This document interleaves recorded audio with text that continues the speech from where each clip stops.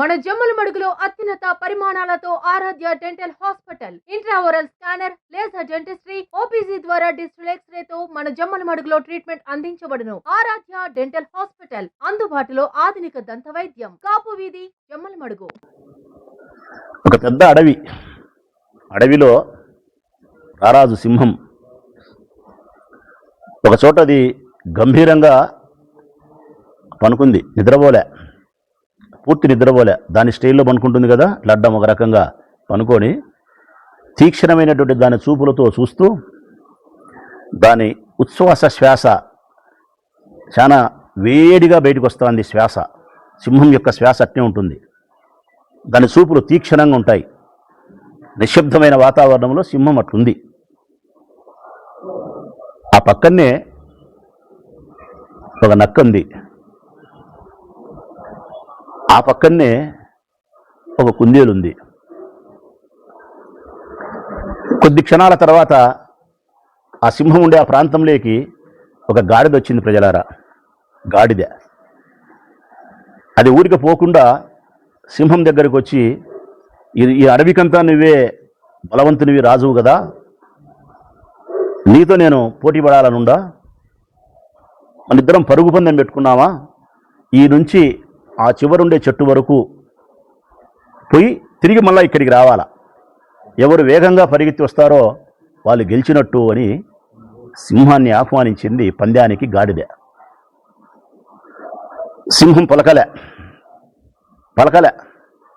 మళ్ళీ అడిగింది గాడిద, నాతో పోటీ పడతావా, నిన్ను జయించగలుగుతా పరుగు పందెంలో అని చెప్పి. సింహం పలకకపోవడం పైగా చూపు కూడా తిప్పలే గాడిద వైపు. అదే తీక్షణంగా ఏ విధంగా చూస్తుందో అదే స్టైల్లోనే రాజులాగా గంభీరంగా అట్నే చూస్తోంది.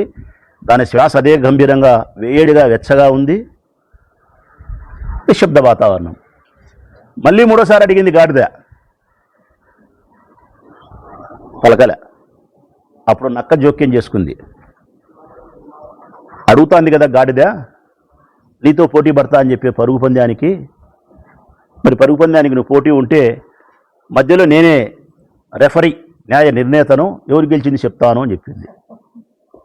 అప్పుడు కూడా సింహం పలకలే. నెమరేస్తా ఉంది. అట్లా నమ్ముతుంది కదా మెల్లిగా, అట్లా నేలకంట అదే స్టైల్లోనే ఉంది మళ్ళా సింహం. సరేలేబ్బా, సింహం పలకలే, నా యొక్క వేగాన్ని నేనే నిరూపిస్తా, నేనే పోటీ పడతా అని చెప్పి గాడిద నక్కకి చెప్పింది. నేను 1, 2, 3 అని విజిలేస్తా, ఇద్దరు పరిగెత్తండి అని చెప్పింది నక్క సింహాన్ని, గాడిదను. సింహం పలకపోయినా 1, 2, 3 అని విజిలేసింది. విజిలేస్తానే గాడిద బ్రహ్మాండంగా పరిగెత్తాంది. సింహం మటుకు పట్టించుకోలే. అదే చూపే, అదే శ్వాస వదులుతా, అట్లనే నిశ్శబ్దంగా, అట్నే గంభీరంగా ఉంది. గాడిద మటుకు పరిగెత్తాంది, ముందు వెనక చూసుకోకుండా.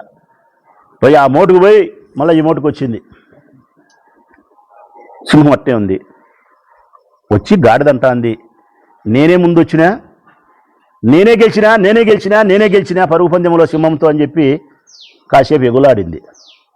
అప్పటికీ సింహం పలకలే, గమ్ముండేంది. అది అదే చూపే తీక్షణంగా. అది రారాజు, అట్టే ఉంటుంది అది.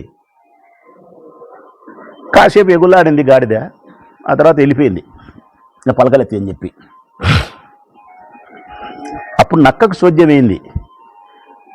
అది పందానికి పిలిచే పలకపాయ సింహము, చూడకపాయ, నేను పిలిచినా పలకపాయ, విజిలేసినా పరిగెత్తకపాయ, గాడిద మాత్రమే పరిగెత్తా. పొయ్యి వచ్చినాక నేనే గెలిచినా అని చెప్పి గాడిద అంత కేకలేస్తుంది. అయినా సింహం చూన్ను కూడా చూడలే అని దీనికి చోద్యమైంది.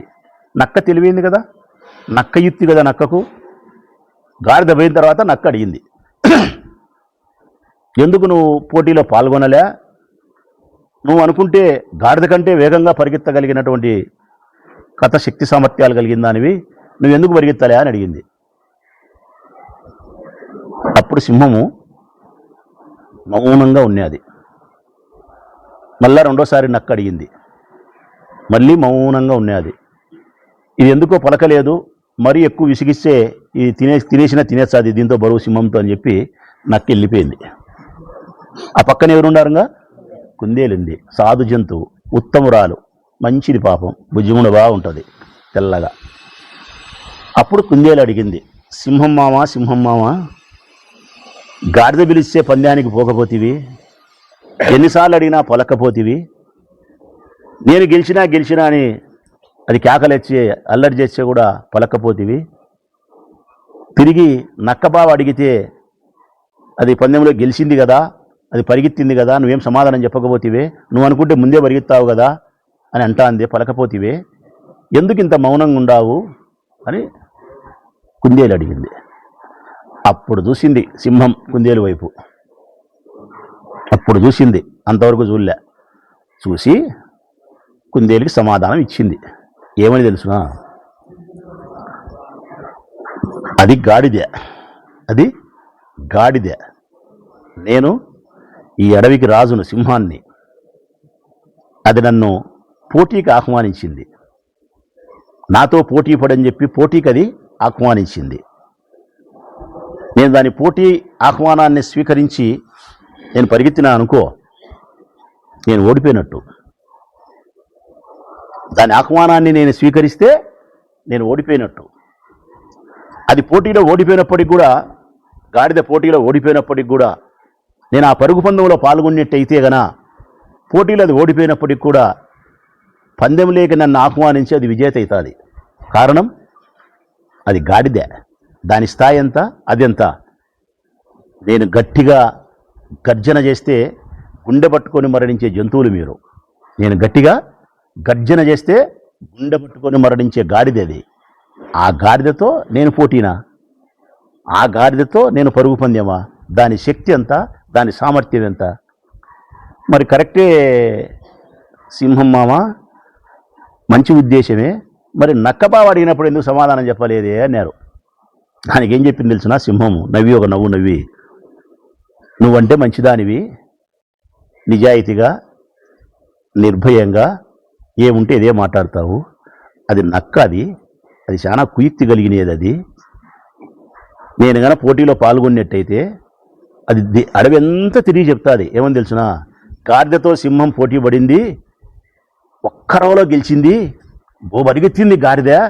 సింహం అయిన నన్ను నేను పరిగెత్తిన విధానాన్ని గురించి పక్కన పెట్టి అది ఓడిపోయిన విధానాన్ని చెప్పకుండా అది ఎంత గొప్పగా పోటీ పడింది, నేను ఎంత గొప్పగా దానితో ప్రయత్నం చేసినా అని చెప్పి నన్ను బలహీనపరుస్తూ అది దేశమంతా అడవంతా తప్పెట్టేస్తుంది.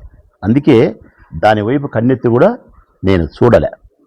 అంటే సింహమైన నేను ఈ గాడిదతోనూ, ఈ నక్కతోనూ, నీలాంటి కుందేళ్లతోనూ పోటీ పడే స్థాయి నాది పోటీ పడే స్థాయి కాదు.